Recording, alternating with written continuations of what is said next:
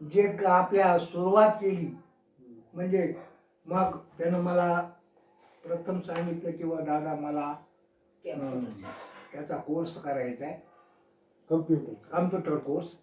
3 वर्षाचा कोर्स आहे. औरंगाबादला राहावं लागल. MCM होतो MCMचा कोर्स. आणि त्यावेळेला खर्च येईल 25-30 हजार रुपये खर्च येणार आहे. मग तुम्ही तेवढं करू शकता का? आता माझी परिस्थिती आता चांगली झाली होती. मी त्याला पूर्ण स्वातंत्र्य दिलं आणि मग त्यानं स्वतःच्याच हिमतीवर ते शिक्षण पूर्ण केलं. शिक्षण पूर्ण केल्याच्या नंतर सुद्धा एकही दिवस घरी न थांबता त्याच्या प्रयत्नानं, वडिलाला काहीही न मागता त्यानं आपल्या कार्याला सुरुवात केली. सुरुवातीला इथंच कॉम्प्युटरचं दुकान टाकलं आणि त्याच्यानंतर त्याची निवडही झाली पुन्हा पुण्याला कंपनीत गेला. बरोबर. तर मुलाबद्दल झालं. आता मुलीच्या लग्नाबद्दलचा एक मला किस्सा आठवतोय की तुमच्या दोघांमधला काहीतरी वाद झाला होता की मुलीचं लग्न, ते जरा थोडं आई तू सांग ना. माझी इच्छा होती गंगाखेडला आमचं सगळं असं कार्यालय करावं, तिथे लग्न करावं लेकराचं. आपल्या एकच मुलगी होती म्हणून वाट लागलं तिथे लग्न करावं. कुठं? गंगाखेडला. आमच्या गावात आम्हीच करून द्यायचं, म्हणजे गंगाखेडला करायचं असं वाटत होतं. गंगाखेडला लग्न करावं. आणि पण ह्या नवरदेवाकडची इच्छा होती, म्हणजे आमच्या भाच्याला दिली ना मुलगी, त्यांची इच्छा होती की आमच्या गावाकडे करावं, दावणगाव. तिकडचे लोक म्हणत होते की तिकडच लग्न करायचं. आमची इच्छा आहे दावणगावला करावं. त्यामुळे ते आमचं काही जमलं नाही. त्यांच्याच त्याच्यावर हे करावं लागलं ना, मग बसावं लागलं. काय म्हणते ते पूर्व दिशा, आमचं रहितच झालं. मग ते लग्न करण्याकडे इच्छा माझी राहिली. तुमच्या दोघांमध्ये मग कसला वाद झाला मग त्याच्यात? मग तेच मला वाटत होतं गंगाखेडला लग्न करावं आणि ह्यानी का तिकडे ठरवलं. ती इच्छा माझी राहिली समजा. असं वाटत होतं आपण विदाई करावं इकून लिखीची, असं वाटत होतं. पण तिकूनच आम्हाला वापस यावं लागलं लिखीचं लग्न लावून. पण तरी तिच्या लग्नाबद्दल तुला काय वाटतंय? लग्न चांगलं झालं. भाच्याला मुलगी दिली, तिचा संसार सुरळीत आहे, हीच प्रार्थना देवाला. समाधान एकदम छान. त्यांनी पण जावायनं माझ्या शून्यातून विश्व घडविलं, छान केलं. आज जावाय माझा फार मोठा, फार मला अभिमान वाटते माझ्या जावायला. बर. आता आपण झालं, हे झालं तुमचं कौटुंबिक पूर्ण. याच्या पुढे आपण जाऊया एक जस्ट मजेचा भाग म्हणून. दादा, तुम्ही जे आम्हाला सांगत होतात ते एक घोड्याचं काहीतरी भूताची गोष्ट, म्हणजे तुम्हाला नोकरीवर जाता येताना काहीतरी दिसलं होतं, तर जरा ते.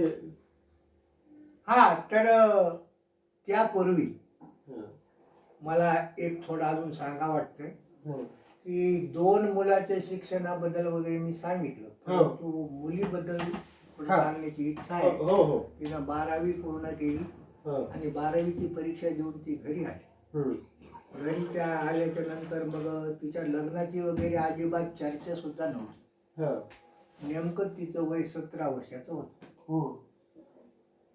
आणि मग कुठं आम्ही काही ठिकाणाचा विषय नाही, काही नाही, काय शिकवावं, कुठे शिकवावं पुढे असा विचार चालू असताना एक पाहुणा आमच्याकडे आला. जवळा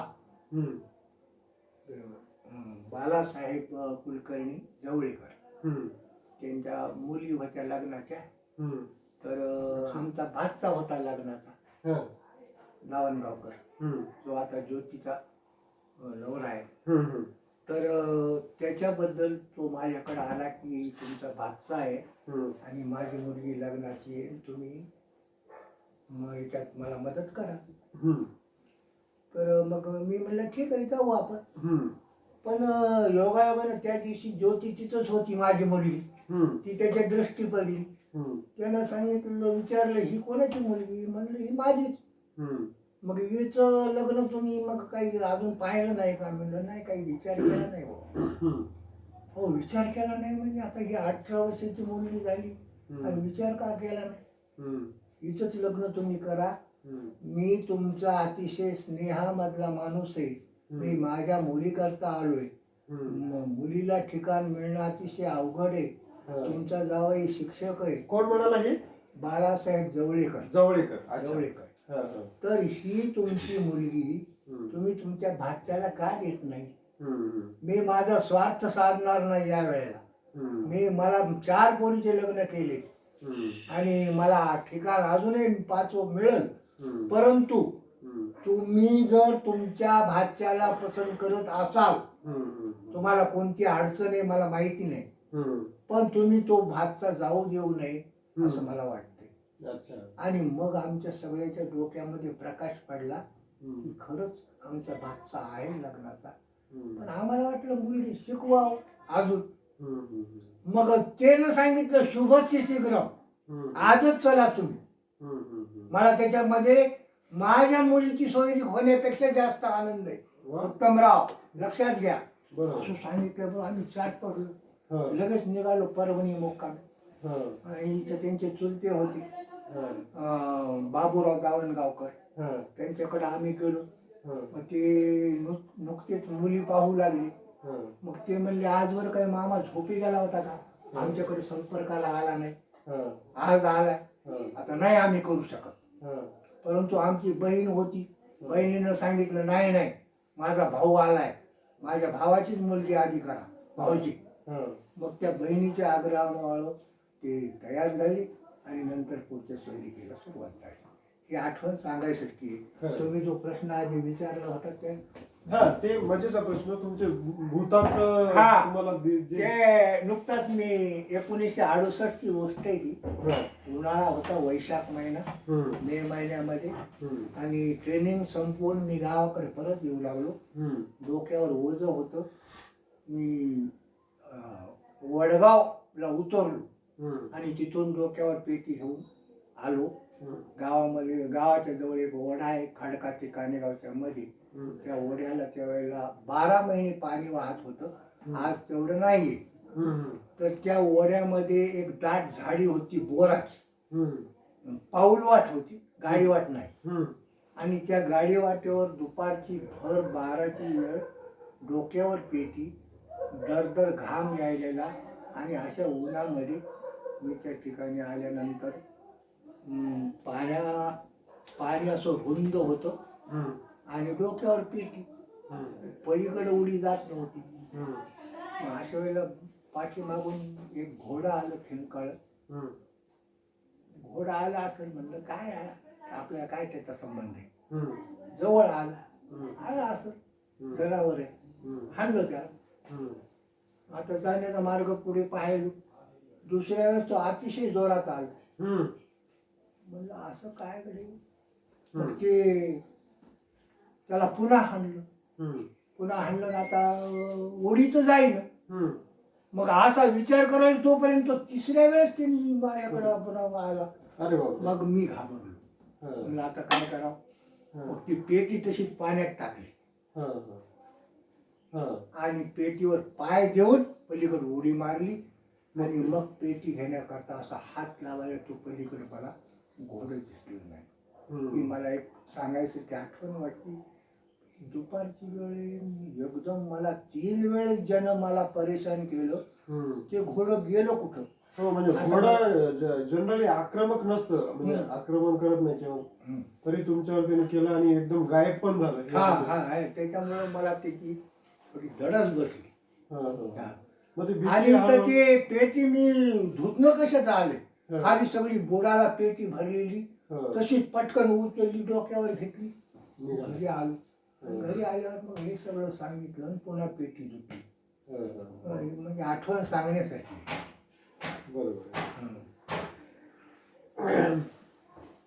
बरं दादा, तुमच्या आपुलकीतला माणूस किंवा आपुलकीतला पाहुणा जो आता आहे तुम्हाला वाटतो की खरंच पाहुणा असेल, मित्र असेल?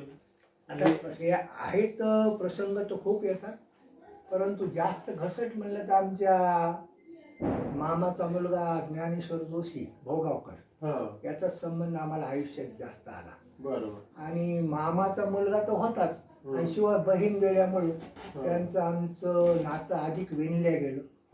बहीण गेली हा म्हणजे बहिणीचं- तुमचं भोगावशी आधी रिलेशन होत. होतच ना, मामाचाच मुलगा. हो. मग त्यांच्याबद्दल अतिशय प्रेम उत्पन्न होणारच. असे संबंध होते की ते जर आमच्या गावाला आले तर 8 दिवसापेक्षा कमी म्हणजे राहत नव्हते. 8 दिवसाच्या पुढे 10 दिवस 12 दिवस मुक्काम राहायचा की ज्यांचं आम्ही स्वागत सगळं मनापासून करायचे.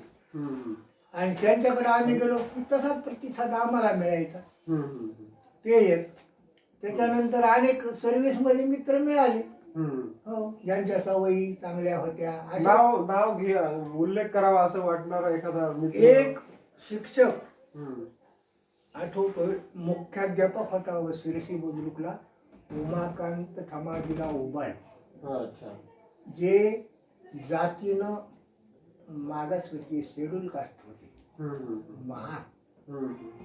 परंतु मला या ठिकाणी आवर्जून सांगावं वाटते की माणूस कोणत्या कुलात जन्माला, कोणत्या जातीत जन्माला, किती उच्च कुळामध्ये तो जन्म याच्यावर त्याचं मोठेपण ठरत नाही. खालच्या कुळामध्ये जन्म घेऊ द्या, सनातनी वागणं मला पसंत पडत नाही. सनातनी पद्धतीला मला, हा तुम्ही तुमच्या कुटुंबापुरतं टोळवळ पाळा, परंतु बाहेरच्या लोकांशी मिळून मिसळून जर वागलं तरच तुमच्या चारित्र्याला किंमत आहे. खरी गोष्ट. तर त्या माणसाचं आता नोकरीमध्ये कोणी म्हणेल की मग तुम्ही त्यांच्यामध्ये एवढं विशेष काय पाहिलं, त्यांची तुम्ही तारीफ करता. इतका सद्गुणी माणूस होता. मागासवर्गीय माणसाला बरेच खेड्यातले लोक टाळतात. बरोबर. अजून सुद्धा ते चालत आले. परंतु तो माणूस बुद्रुक सारख्या गावामध्ये, धार्मिक गाव, प्रत्येक म्हणजे जवळजवळ 80% गाव माळकरी, आणि त्याच्यामुळं मग तिथं कीर्तन भजन, गावामध्ये द्वादशा, अन्नदान व्हायचं. तर आम्ही शिक्षक 7 जण, त्याच्यामध्ये एकच हा मागासवर्गीय. पण एवढे धार्मिक लोक, पण त्या मागासवर्गीय माणसाला आमच्या बरोबर तो नको म्हणला. कारण आता ही समाज आहे, समाजामध्ये आपापल्या पायरीनं वागावं अशी त्याची इच्छा. पण त्यांनी सांगितलं, गुरुजी तुम्हीच देव आहे, असं तुमचं आचरण आहे. अहो जातीला काय करता, जो जो दयाचा घेतला गुण तो तो म्या गुरु केला जाणं, असं म्हणल्यासारखं. त्याचे मला गुण आवडले. तो कोणत्याही जातीतला असो, म्हणून त्याची आठवण राहिल्याशिवाय मला राहत नाही. आज सुद्धा त्याचं घर योगायोगानं इथंच आहे. आता ते राहिले नाही, शेवटी त्यांनी बौद्ध भिक्षा घेतली. आणि पण आठवण माझी त्यांच्या कुटुंबाची पूर्ण, मुले त्यांचे तसे आज सुद्धा माझं स्वागत करतात. उबाळे ते जीवनराव सुद्धा तुमचे, जीवनराव जोशी सुद्धा ते आमचे पाहुणेच होते. आणि त्यांचं गाव आमच्या गावापासून 7 किलोमीटर. आणि ते आमच्या गावाला 18 वर्ष सेवेला होते, मी त्यांच्या गावाला 15 वर्ष सेवेला होतो. दोघांचं जाणं येणं, मध्ये भेट व्हायची. गाडीची क्रॉसिंग म्हणतात ना, तशी क्रॉसिंग ठरलेली. तर अशा प्रकारे त्यांचा योग आला. तोय मग सोयरा पद्धतशीर. आणि पुढे त्याला योगायोगाने आमच्या मामाची मुलगी दिली. त्याच्यामुळे त्यांची आमची शेवटपर्यंत, आता ते काल परवाच वारले. अच्छा. एक 3 महिनेच झाले त्यांना. बरोबर. परंतु चांगला माणूस. बरोबर. आई, आता तुझे ज्या नंदा म्हणजे दादाच्या ज्या बहिणी होत्या त्यांच्याशी तुझे नाते कसे होते? आमचे नाते चांगले. बहिणी वहिनीच समजा. भाऊजे म्हणून ती म्हणतच नव्हत्या. बहिणी बहिणी बहिणी त्या जशा तिघी, तशी मी एक 4थी बहीणच आज समजत होते. तर तिघीमध्ये तुझं कुणाशी कधीच काय नाही आमच्या. कधी भांडणं नाही, त्यांना नाही, काय नाही. वहिनी वहिनी काही नाही करायचं, आम्ही प्रेम द्यायचं त्यांना. काहीच असं वाटायचं नाही आम्हाला. म्हणजे अगदी मैत्री अशी आमची ननंद आहे असं असं कसं टिल्लरवणी आणि कधीच वाटलं नाही.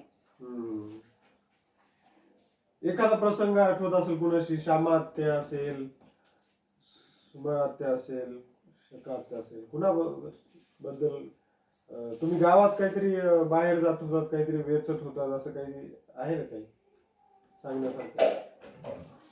सरपंच. एवढं नाही काय. बरं ठीक आहे, पुढे जाऊया. अं, दादा, आजच्या घडीला तुम्हाला असं वाटतंय का की ही गोष्ट म्हणजे अजून तुम्ही काही कुणाशी आपल्या परिवारात सांगितलं नाही आणि आता चला बोलूया बाबा, प्रसंग आलाय तर सांगावं, असं काही आहे, असं काही वाटतंय? काही बोलायचे आहे पण सांगणार आहे, जसं आपण गाणं म्हणतो ते. तसं काही आता सध्या तर काही आठवत नाही तसे न सांगण्यासाठी. काही लपवलंही नसेल म्हणजे नाही. दादाच्या स्वभावावरून मला तरी वाटतं नाही. आतापर्यंत काहीच नाही, काही लपवलेलं पण नाहीये अजिबात नाही. त्याच्यामुळे योग सगळं सगळं ठीक आहे. योगच. आता आपण पुढे जाऊया, धार्मिक बाबीत बोलूया. तुमच्या धार्मिक बाबीमध्ये तुम्ही आत्ताच सांगितलं तुम्ही सनातन विचाराचे नाही आहात. तर मग तुमची श्रद्धा कोणत्या देवावर आहे, किंवा तुमच्या आतापर्यंतच्या यात्रा असतील, तुम्ही तुमचा नित्यक्रम असेल देवपूजेचा वगैरे, किंवा तुम्ही गुरु केलेले असतील, या गोष्टीबद्दल थोडस उलगडा करा धार्मिक बाबी. मी सनातनी नाही हे तर जरी असलो तरी पण माझ्या कुटुंबामध्ये जे दैवत वगैरे देव परमेश्वर याच्यावर माझी पूर्ण श्रद्धा आहे. फक्त हे फापट पसारा हे नको. तर बाकी माझं कुलदैवत बालाजी आहे. बालाजीला गिरी बालाजीला 4-5 वर्ष मी वाऱ्या केलेल्या आहे. त्याच्यानंतर पंढरपूरला जवळजवळ 20 वर्ष मी गेलेलो आहे. अरे बाबा, दरवर्षी नोकरीच्या काळात. क्या बात आहे. आणि त्यावेळेला रजा मिळत नसे, परंतु एकादशीच्या दिवशी तिथं पोहोचायचं, कुठंही थांबायचं नाही, खोली करायची नाही, पिशवी सुद्धा आपल्या हातातच बाळगून चंद्रभागेला स्नान करून लाईनला लागलो. जास्तीत जास्त 36 तासापर्यंत दर्शन होईल असे मी त्या ठिकाणी दर्शन घेतलेलं आहे. पण 20 वर्ष वाऱ्या केलेल्या आहे. त्याच्यानंतर दैनिक देवपूजा, हरिपाठ, विष्णू सहस्त्रनाम हे तुमचं रोज दररोजचं चालू आहे. आणि एक दुसरी सांगायसारखी गोष्ट म्हणजे आमची एक चुलती होती, रुक्मिणीबाई. बहिरी होती, ऐकू येत नव्हतं, पण इतका धार्मिक नाग होता. शिकलेली नव्हती, निरक्षर होती, पण पोथ्यांचा अर्थ सांगत होती. तर माझ्या लहानपणी मी प्राथमिक शाळेत जात होतो त्यावेळेला ती पोथ्या लावायची, वाचता येत नाही, तू वाच रे मला म्हणायची, उत्तम वाच बर. मग मी पोथी वाचायची, तिनं अर्थ सांगायचा. मग हे दैनिक दरवर्षी श्रावण महिन्यामध्ये तर अगदी चुकलाच नाही नियम. तर मी असं समजतो की तिच्या ट्रेनिंग मध्येच मी पूर्ण झालो या दररोजच्या. आणि पुढे मला त्याची आवड निर्माण झाली. बरोबर. तुम्ही ती पंढरपूरची पदयात्रा पण केली होती ना? हो, दोघांनाही केलेली आहे. त्यावेळेला आम्ही 18 लोक होतो. तुम्ही मला कुटुंबातले पाहुणे होते. भावकी मधले कोण तुमचे? प्रभाकरराव कुलकर्णी आमचा पुतण्या, त्याची मंडळी. त्यांच्यामुळेच तुम्ही खरं म्हणजे त्या पदयात्रेत डेरे केली, म्हणजे नाहीतर हो घडलं. त्याच्या सासरवाडीची मंडळी होती, पाळोदीची. 18 माणसाचं कुटुंब एका पालामध्ये, पूर्ण स्वयंपाक वगैरे स्वतः करणं. अतिशय चांगल्या प्रकारे ती यात्रा आम्ही केलेली आहे. आणि वारीचा अनुभव काय असतो तो अनुभवलेला आहे. आयुष्यामध्ये एकदा तरी माणसानं वारी करावी असं म्हणतात, तर ती वारी आम्ही अनुभवलेली आहे. आणि तुम्ही आता ते गुरु पण केलेले आहेत ना? हो, माधवानंद महाराज उमरखेडचे ते गुरु केले. गुरु पौर्णिमेच्या दिवशी त्यांचा गुरुमंत्र घेतला. त्याला जवळजवळ 20 वर्ष होत आली. बरोबर. त्याचा पण जप वगैरे काही करतो. मोठ्या मुलानं आणि सोनबाईनं सुद्धा गुरु केलेले. त्या लहान मुलगा म्हणजे तुम्ही अजून गुरु करायचे राहिले तर ते जावई आणि मुलगी हे गुरुमंत्र घेणारे. आणि आता लवकरच त्यांचा सुद्धा आम्ही. हा झाला धार्मिक भाग. आता आपण दादा आर्थिक म्हणजे तुम्ही खूप कमी म्हणजे गरिबीतून वर आलात हे सगळं, पण आता तुम्ही तुमचे ते सगळे घडवताना म्हणजे भावंडाची लग्न, जबाबदाऱ्या खूप होत्या म्हणजे तुमच्या मोठ्या तरी सुद्धा तुम्ही एवढं, आम्ही जे बघतो ते एवढं मोठं घर बांधलं परभणीच्या सारख्या ठिकाणी, ते सुद्धा सेंटर पॉइंटला, म्हणजे जी आज करोडोची प्रॉपर्टी आहे. तर तुम्ही कसं कसं हे केलं म्हणजे? आता ही गोष्ट सांगायची म्हणजे मी माझा गरिबी परिस्थितीतून वर आलेला. 80 रुपये पगारावर नोकरीला लागलो हो 1964 साली. हो. त्यानंतर काही शेती असल्यामुळं शेती लावणं, पुन्हा हा पगार, असं होत होत पुन्हा मग परिस्थिती सुधारत गेली.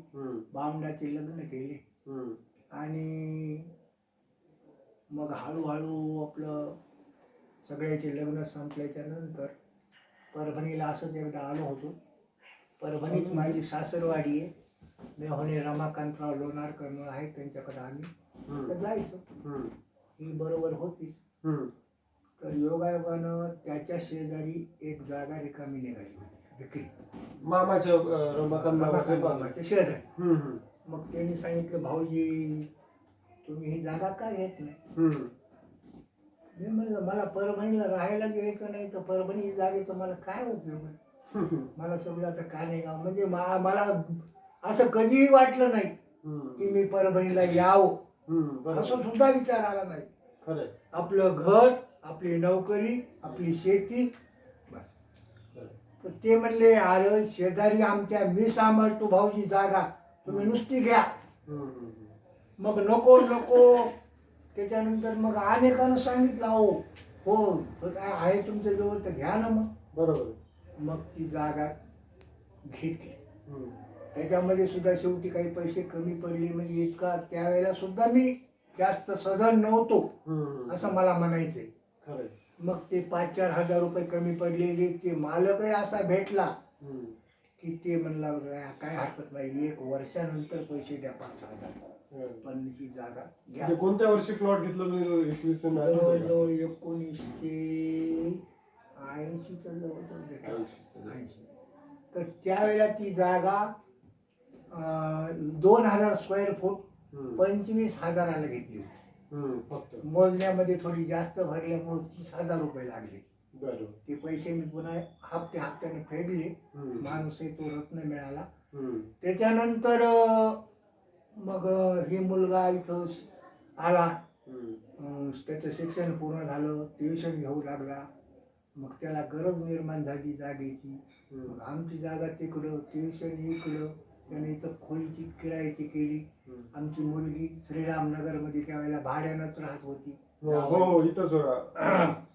तर मग ते म्हणले, तुम्ही गावाकडे ट्युशन घेतात, इथं घ्या ना, बघा कसं चालतंय. मग ते मुलीनं सांगितलं, माझ्या इथंच राहाय म्हणली, खोली करायची नाही काय नाही. पण यानं खोली केली. मग राहायला उत्तम प्रकारे ट्युशन चाललो. त्यावेळेला प्राप्ती 10,000 रुपयापर्यंत गेली. आणि त्याच याच्यानं पुन्हा त्याचं लग्नही झालं. अशा प्रकारे मग इथं प्लॉट त्यानं सांगितलं की दादा तिकडचा प्लॉट आपण विकू आणि इकडे घेऊ. मग तिकडचा प्लॉट मी म्हणलं, भाऊ तू करीत असलास तर कर. मग तो प्लॉट त्यानं 1.5 लाखाला विकला. आणि हा प्लॉट आम्ही 2,10,000ला घेतला 2000 साली. 2002 साली मला सेवानिवृत्ती झाली आणि माझं मिळालेले पैसे वगैरे मग त्याच्यानंतर बांधकाम आम्ही केलं. मग हे बांधकाम तुम्ही शक्ती कशी आली एवढं बांधकाम करायची? हा, मग त्यावेळेला मला पैसे मिळाले ना, प्रायव्हेट फंड मिळाला, GPF वगैरे, आणि माझी काही बचत राहिलेली. आणि त्यावेळेला मग 2-2.5 लाखामध्ये हे काम केलं. बरं, आता आपण पुढे जाऊया तुमच्या आरोग्याकडे. तुमचं आरोग्य आजही 75 मध्ये सुद्धा अगदी व्यवस्थित आहे. तर याचं राज किंवा तुम्ही कोणते नियम असे पाळले, किंवा तुमचा आहार कसा ठेवला आहे, किंवा आईनं सुद्धा कसा? आता योग असा आहे, माझी नोकरी शिक्षक असल्यामुळं माझं पूर्ण आयुष्य माझ्या गावाच्या भोवतालच गेलो असं म्हणल्यावर हरकत नाही. जास्तीत जास्त 15 किलोमीटर पर्यंतच माझी गावापासून बदली जाईल. त्यामुळं पूर्ण सेवा घरी राहून डबा घेऊन माझ्या सौभाग्यवतीनं सकाळी 5ला कधीही 5च्या पुढून उठायला तिला जमलं नाही. 5ला उठलं पाहिजे. खरंय. तर सकाळी माझा 7 वाजता पूर्ण डबा तयार. आणि ते सुद्धा मला आठवतंय आपल्या घरी चूल होती ना. हो, चुलीवर स्वयंपाक. आणि खेड्यातली म्हणजे प्रशस्त अंगण की ज्याला सडा समार्जन केल्याशिवाय जमतच नाही. आणि ते सडा तिनं योग्य सगळं करून 7ला माझ्या हातामध्ये ती पिशवी द्यायची. मग तिथून मी जाणं येणं करायचो 10-12 किलोमीटर. सुरुवातीला पायीच, त्याच्यानंतर सायकल मिळाली. मग त्याच्यामुळं काय झालं की मला व्यायाम घडला. आणि त्या व्यायामामुळे माझी प्रकृती चांगली राहिली. सकाळी जेवण करायचं नाही, काही नाही. शाळेत गेल्यावर 1ला शाळा सुटल्यावर जेवण करायचं.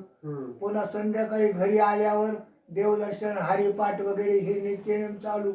रात्री 8ला जेवण. आपापच व्यायाम घडला. आणि तिच्या सहकार्यानं माझं जीवन यशस्वीरित्या पार पडलं. बरोबर. तुम्ही सायकल 10-12 किलोमीटर रोज सायकल चालवायची? 12 किलोमीटरच्या वर. कानेगाव ते पोंडूळ माझी नोकरी सायकलवरच झाली. बापरे. ज्या वेळेला खडका ते कानेगाव 3 किलोमीटरचा अंतर, रोड सुद्धा नव्हता. कानेगाव ते खडका पायी यायचं, खडक्याला सायकल घ्यायची आणि मग तिकडं रस्त्याला लागायचं. बापरे. अशा प्रकारे कठीण याच्यामध्ये. बरोबर. मग तुम्ही आहार कसा ठेवला, म्हणजे काय आहार आपलं साधा. त्याच्यामध्ये काही हे नकोय ते नकोय किंवा आहे पोळी भाकरी आपलं दररोजचा दैनिक. त्याच्यामध्ये काही नाही. सहकारी तिथं गेल्यावर जेवायला सगळे सहकारी मिळून जेवण करायचे. पण एक मला कुतूहल म्हणून, बघ तुम्ही विषय कोणते शिकवायचे शाळेत? बहुतेक माझ्याकडे इंग्रजी राहायचा. अच्छा. 7वी पर्यंत शाळा असायची. म्हणजे अजूनही मला आठवतंय मी 7वी 8वी असेपर्यंत दादानी मला गणित, इंग्रजी हे विषय शिकवलेले 7वी 8वीला सुद्धा. म्हणजे अजूनही आमच्या मुलांना दादा शिकवतात. म्हणजे खरंच आता काय झालं, बुद्रुकला जास्त दिवस सेवा झाली, 15 वर्ष. आणि उच्च श्रेणी मुख्याध्यापकाची जागा होती, परंतु ती शासनाकडून भरल्याच गेली नाही. माझ्या पूर्ण तिथल्या 15 वर्षाच्या काळामध्ये मुख्याध्यापक त्या शाळेला शासनानं दिला नाही. आणि मी ज्येष्ठ शिक्षक म्हणून तिथलं पद मला सांभाळावं लागलं. मग आता बाकीच्या शिक्षकांना म्हणायचं तुम्ही मुख्याध्यापक होते, तुमच्याकडे इंग्रजी गणित तुमच्याकडे राहू दे. आता सर्व शिक्षकाला सामावून घ्यायचं म्हणल्यानंतर थोडे श्रम करावेच लागणार आहे. हे विचार मी केला. पण सगळ्याला सहकार्यानं काम करून घेतलं. एक मोठी जबाबदारी 7वी पर्यंतच्या शाळेची व्यवस्थित पार पाडू शकलो सहकार्याच्या प्रेमाने. तर माझी ती त्या यशस्वीच कार्यकिर्द मला वाटते.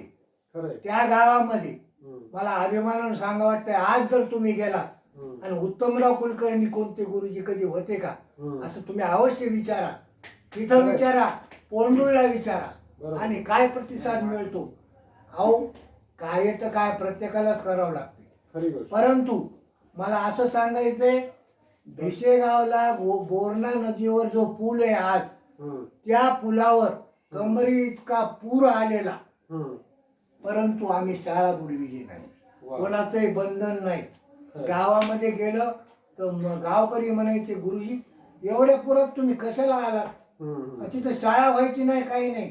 पण स्वतःच्या मनावर जे संस्कार एकदा झाले होते की नाही शाळेला गेलं पाहिजे, तू शाळा झाली नाही तरी हरकत नाही. आणि मला असं म्हणायचंय की या प्रामाणिक माझ्या पेशामुळं आज माझं जीवन यशस्वी झाले.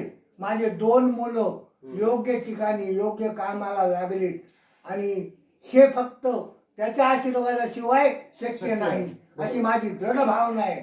आणि मी आज जो सुखी आहे, लोक म्हणते अहो काय उत्तमराव तुमचं जीवन. आणि खरोखरच अशी कथा आहे की सुखी माणसाचा सदरा म्हणे उडकीत गेला होता. सुखी माणूस आहे, याला विचार त्याला विचार, तुम्ही सुखी आहेत का, तुम्ही सुखी आहेत का. प्रत्येक जण म्हणला नाही, कशाचं सुखी आलो हो असं. मग कोणाला मुलाची अडचण, कोणाला परिस्थितीची अडचण, कोणाची सहचारिणी बरोबर नाही, हो. कोणाचं काही. मग हे सगळं सांगितल्यावर मला असं वाटतंय की सुखी माणसाचा सदरा म्हणजे माझा सदरा जर वापरला तर लोक सुखी होतील. अहो खरोखरच मी सुखी आहे, पण परमेश्वरा असंच मला ठेव. वा वा वा. अतिशय सुंदर. खरंच म्हणजे आम्ही पण पाहिलेले आहे दादाची जी जी वजन म्हणतो ना आपण, जी प्रतिष्ठा आपण म्हणजे म्हणतो, ते खरंच आम्ही गावामध्ये सुद्धा जाणवलेले आहे. म्हणजे गावातली काही छोटे मोठे तंटी असतील, वाद असतील, जेव्हा भांडणं पोलीस पाटलाकडे जातात ना, तर ते पोलीस पाटील सुद्धा आमच्या दादांना राय घेण्यासाठी घेऊन जायचे. हे आम्ही ऐकलेले, बघितलेले. म्हणजे त्याच्यावर खरंच अभिमान वाटतो आम्हाला. आपण पुढे जाऊ ना. हा, मला आईकडे जाऊ द्या. आई, तू जेव्हा हे सकाळी उठून सगळं स्वयंपाक वगैरे करायची, याच्याबद्दल थोडस तू सांग. यांचा डबा रेडी म्हणजे चुलीवरचा स्वयंपाक असेल, ते धूर त्रास ते सगळं कसं केलंय? चुलीवरच करावं लागत होतं. सकाळी 7ला उठून करून द्यायचं पटपट पटपट यांचं. हो, कारण आपलं मला आठवतं अंगण पण खूप मोठं होतं ना, त्याला सगळं पूर्ण झाडून काढायचं, शेणाचं करायचं पद्धतशीर. 7ला यांच्या हातात रेडी डबा देत होते. त्याला डब्यामध्ये काय दिलेलं आवडायचं? भाजी पोळी काही आता काय असणार खेड्याच्या मानानं. खेड्यात आम्हाला भाजीपाला जास्त मिळत नव्हता, काही नाही. 8 दिवसाला एकदा बाजार भरायचा, भाजी पोळी देत होती. तुमच्या सासू सुनाची नाती कशी होती? एकदम मायलेकी होती. बर. माझी मालिक, मला आईचं सासू जर नाव आता काढलं तर मला आत्ता रोड येते. इतकी माझी सासू छान होती. पूर्ण बाळात पण माझ्या सासून माझीच की. मला आईचं प्रेम नाही लाभलं जास्त, कारण माझी आई लवकरच मी. पण माझ्या सासून मला भरपूर प्रेम दिलं. बरोबर. मला सासूबाई म्हणलं की आता अजूनही रोड येते. बरोबर. ठीक आहे, पुढे जाऊया. मग तुम्ही कानेगावचं जेव्हा किंवा तुमच्या नोकरीची रिटायरमेंट झाली आणि त्याच्यानंतर तुम्ही मग परभणीला शिफ्ट झालात. हो. बर. मग ती शिफ्टिंग बद्दल थोड्या काही आठवणी आहेत किंवा? हो, 2002 साली. निर्णय कसा घेतला? 2002 साली माझं पेन्शन झालं सप्टेंबर 30ला. आणि त्यानंतर परभणीला नाही, तिथंच कानेगावलाच राहत होतो आम्ही दोघच जण. आणि मुलं आपापल्या उद्योगामध्ये होते. पण काही प्रसंगाला आता महिना 2 महिन्याला एखाद्या दिवस परभणीला येण्यात यायचं.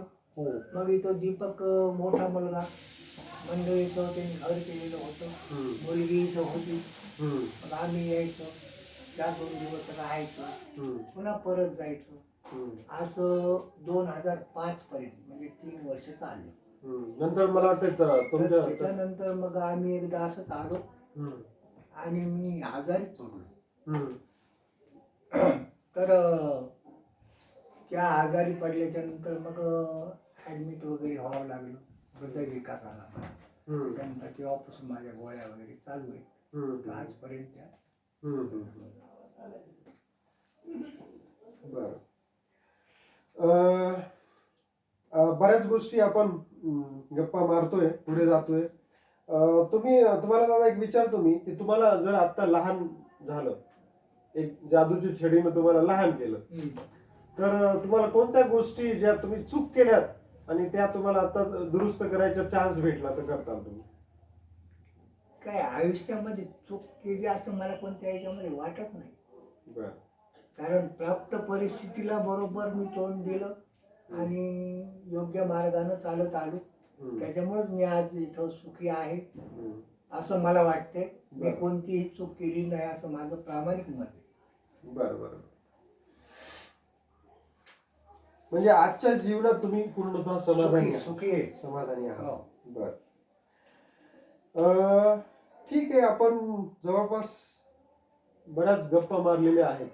तुम्हाला अजून काही गोष्टी सांगायच्या असतील? हो, थोडं सांगायचं आहे. बोला. आता या ठिकाणी मला हे सांगायचं की माझे 2 मुलं आणि मुली यांना मिळालेली पाहुणी कापसीकर अतिशय चांगले माणसं मिळाली. माझं भाग्य समजतो. ते दुर्दैवानं आज त्यांच्या पायाला अपघात झालेला आहे. हम्म. शस्त्रक्रिया झाली, त्यांचं येणं आता बंद झालंय. हम्म. परंतु अतिशय प्रेमळ माणसं आहे. हम्म. आणि त्यांची मुलगी जी आमची आज सून आहे, दोन्ही सुना माझ्या अतिशय उत्कृष्ट आहे. हम्म. कोणत्याही प्रकारची कमी नाही. हम्म. आजपर्यंत त्या मला स्वतःच्या बापासारखं सारखं. सांभाळतात. हम्म. हे विशेष उल्लेखनीय मला सांगावंसं वाटते. हम्म. त्याच्यानंतर दुसरी व्याही म्हणजे तुमचे सासरे हम्म. पडेगावकर, हम्म. अतिशय प्रेमळ माणसे. हम्म. आणि त्यांच्या बाबतीत सांगायची गोष्ट अशी की त्यांची जी माता आई हम्म. ती आमच्याच कुळातली, बरोबर. माझी चुलत बाई. बरोबर. त्याच्यामुळं ते माझे जुनेच सगळे नातलग आहेत. हम्म. हम्म. आज तुमच्या लग्नाला 13-14 वर्ष झाले असं मला वाटते. हो. 15 वर्षामध्ये हम्म. ते माणसं इथंच राहतात. हम्म. दत्तनगरमध्ये त्यांचं घर आहे. हो. आणि आमचे असे संबंध आहेत हम्म. की 15 वर्षामध्ये एकही अपशब्द हम्म. त्यांनी मला कधी प्रसंग आला नाही किंवा मी त्यांना केला असं मला वाटत नाही. हम्म. मग हे सगळे एवढे प्रेमाची माणसं मला मिळाली. हम्म. त्याच्यानंतर वेणबाई तशात हम्म. प्रेमळ, हम्म. ज्यांची शिकवण मुलीला खरोखर तू तुझ्या सासूला सासऱ्याला जप. हम्म. त्याच्यानंतर थोडं मला जावयाबद्दल सांगायची इच्छा आहे.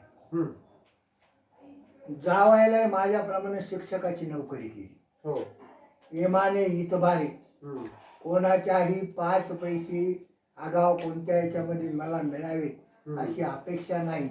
हम्म. त्यांचं वागणं हम्म. भातचा आहे माझा, हम्म. पण अभिमान आहे मला की त्याचं वागणं माझ्यापेक्षा सरस. हम्म. हो, मी त्यांचं काही मार्गदर्शन घ्यावं इतका आदर्श स्वभावाचा जावई, हम्म. एकुलती एक माझी मुलगी, माझं अतिशय कल्याण झालं. हम्म. आज त्यांची सर्व्हिस 25 वर्ष आहे. हम्म. अजून त्यांना पुष्कळ मार्गक्रमण करायचं आहे. हम्म.